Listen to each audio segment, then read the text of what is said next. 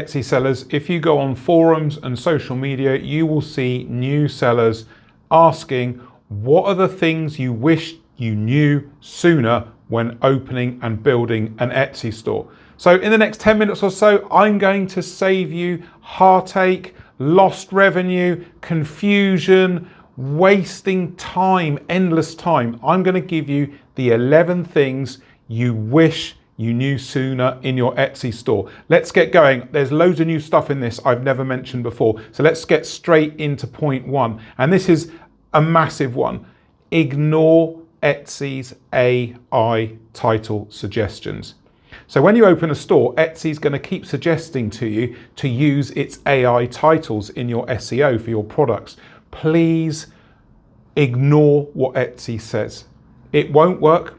It won't make your listings sell more or be more visible. It's just a waste of time. Something you need to know about Etsy is mostly they don't know what they're talking about when it comes to their own platform. And I'm saying this out of deep experience, and I'm not disrespecting Etsy. It's just a fact, and seasoned sellers will tell you the same thing. Ignore Etsy's AI titles. It's a slippery slope to no sales. Number two, this is a massive one. You'll see lots of people suggesting to do this on YouTube.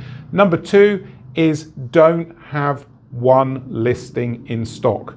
Okay, the reason people will tell you to do this is because it creates scarcity. It will say underneath the listing, one left. And technically from a seller perspective, I get it. If it's one in stock, people are more likely to buy it because they think someone else is going to buy it. Here's the problem with that. Every time you put a listing one in stock and it sells out, the listing's gone. It's gone out of your store. You've just lost that visibility on that listing. It needs to stay in your store with stock of more than one so that it can build a sales history, so that it can build a velocity history.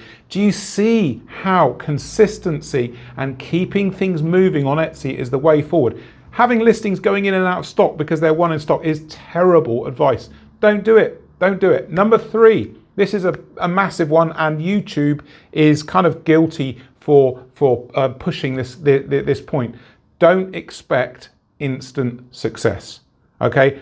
If I go onto forums, Reddit, Instagram, anywhere really, I'll see sellers saying, I've been on Etsy 2 weeks, I haven't sold anything. Yeah, that's totally normal. You can't expect instant success. YouTube will make you think it's possible, you know, and that's why so many people think, oh, I can make loads of sales quickly. You can't. Don't expect to make sales in a week, 2 weeks. You know, once you get to sort of 2 months, somewhere like that, 2 to 3 months, I would expect you to have made some kind of sale, but there is no instant success. This is one of the biggest things to sort of take heart with. It takes time. Number four, have a listing plan. Okay, I cannot stress this enough. Don't just list things willy-nilly. If you were opening a business, a bricks and mortar business, you'd have a plan, right? You would know what's coming next week, next month, further on in the year, maybe plans for the following year. Etsy's no different. Don't just list what you feel like when you feel like. Have a concrete plan. Etsy loves to know where you're going. It loves to know what you're doing and that you have an idea and you have a path, you have a journey. So straightforward, but lots of sellers don't have a plan. They just list stuff when they make it. That's crazy. You've got to have a listing plan. And as always, and I know you're probably bored to tears with me saying this, try to get to 100 listings. If you can get to 100 listings, if your products are half decent and your designs are half decent, you should be making sales. Now, number five, big one. This is a massive time saver for you. I've never mentioned it in this way before. Number five, take your best photos now. Take your best photos now.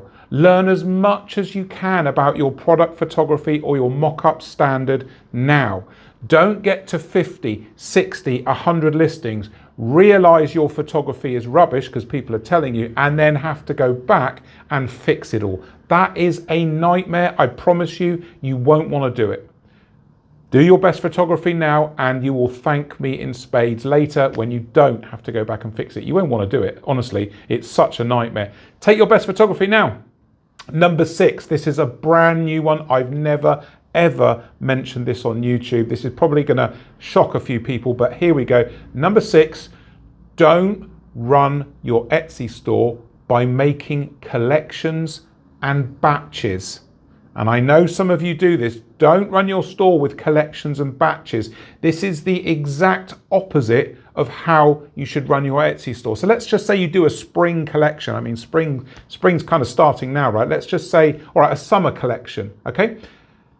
If you do a collection that's just for one season, you're going to start listing that collection, and then it's going to finish, right? And then you're going to be creating the next collection. There's going to be a gap, and then the next collection comes in either for the next season or the next special occasion. You're going to be listing in blocks, usually too quickly because you want to get the collection in. Then there'll be a gap because you're probably making new stuff for the next collection or the next date or the next batch. And Etsy sees inconsistency. You need to be consistent. If you list gently and consistently, you will have a smooth rise in views, a smooth rise in sales. Etsy gets to trust you in your process and your store. If you're just listing in fits and starts and, 10 here, 20 there, 30 there, terrible, terrible advice and terrible idea as a creator. I know that some of you can't get away from listing in batches because that's what you do. You've just got to find other products to work around the batch time. So if you do your collections and batches, okay, just try and slow down the entry of that collection to make it smooth. And then between the gaps of the collections and batches, put other products in that cross-sell, upsell, work with your store to keep that overall listing agenda and program smooth. That's the goal here. Try not to list in collections and batches. And if you do, make it smooth and fill the gaps so you're always listing something. Number 7, I know I've said this a million times, and no matter how much I say this, so many people either haven't heard me say it or they just ignore what I say. Number 7, don't waste time on social media. Honestly, don't waste time on social media. You will be pulling your hair out with frustration and lost time because people aren't going to your store from your social media posts. And why would they? They don't care. They just don't care. Social media traffic is the lowest converting traffic. Why would you waste all that time on social media sending this low converting traffic into your store? They're never going to buy. They might have a little look. It's just not worth it. Don't waste your time. Just don't use social media for Etsy. I don't know how many times I've got to say this. If you do use social media, understand what it's for. Number 1, it's to build your brand and not make sales. Don't expect sales from social media. Don't even waste your time. No one cares. But if you build a brand with social media and point it to your website, that's a much better idea. But don't do it until you've got your Etsy store up and making sales. Just focus on Etsy, focus on making some sales. Think about social media for the future. And if you do, build a brand. Don't try to make sales with it because you're going to be posting your products and no one's interested. But if you give people something to be interested in, let me give you the 3 pillars of social media. Educate, entertain, inspire. I know a lot about social media. I can't stand it for Etsy, but I know a lot about it. Educate, entertain, inspire. Did you hear me say the word sell? No, because you shouldn't be doing it. Educate, entertain, inspire, point it to your website.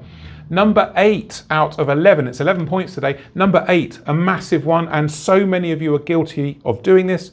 Don't bother. Do not copy best sellers.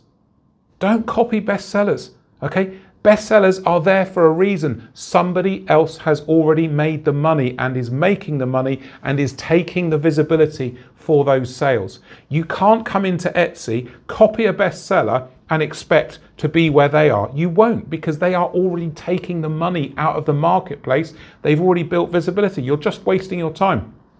A much better plan is to take risks and try and make your own unique bestsellers. That's a much better path. Don't copy bestsellers, waste of time. Where are we? Number 9. And this again, I know this is probably one of the biggest time sucks on Etsy, and so many sellers make this mistake. Don't waste time on SEO. Okay, don't waste time on SEO. Just watch my How to Do Etsy SEO in 10 Minutes guide on my channel, here on my channel. That's all you need. It should only take 10 minutes a listing. Do not use SEO tools, okay? Don't use SEO tools.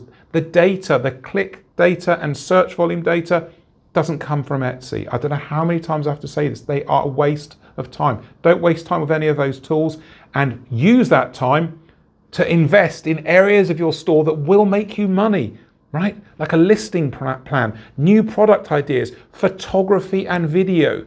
Massive things you've got to do that make real money. SEO tools make you nothing. They just cause frustration and waste your time. Number 10, kind of similar, don't use Etsy ads, okay? Until you're making daily organic sales on Etsy, don't waste time with Etsy ads. It is just a money pit. Literally, you can take your money, light it with a lighter, and it will go out the window burnt. You're just wasting your money. You need daily organic sales from Etsy, day in, day out, all the time.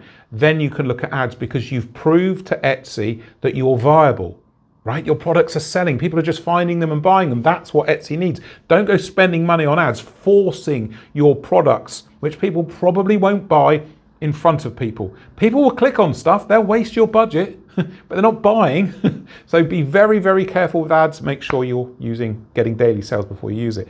And number 11, the most important part of all, I've saved the best until last. If you are standing or sitting in front of a new Etsy store that you're about to open, just start now. Just start, okay? Don't procrastinate, don't wait. These 11 points that I've given you today will help you massively, right? Just pay attention to them and do them, but just start now. That is the most important thing. You will learn as you go. It's kind of in off the deep end. You will learn as you go, and that's what matters, getting the experience under your belt. Just get going, just start now, okay? And if you want to work with me, my Etsy Academy 7-day free trial is on. Join now. The QR code is up on the screen. I should have mentioned this earlier, but there we go. And you can join my Etsy Academy and also click the book in now button and learn in a private environment, 7-day free trial, how to build a better Etsy business with myself and my team. I look forward to seeing you in there. Cheers.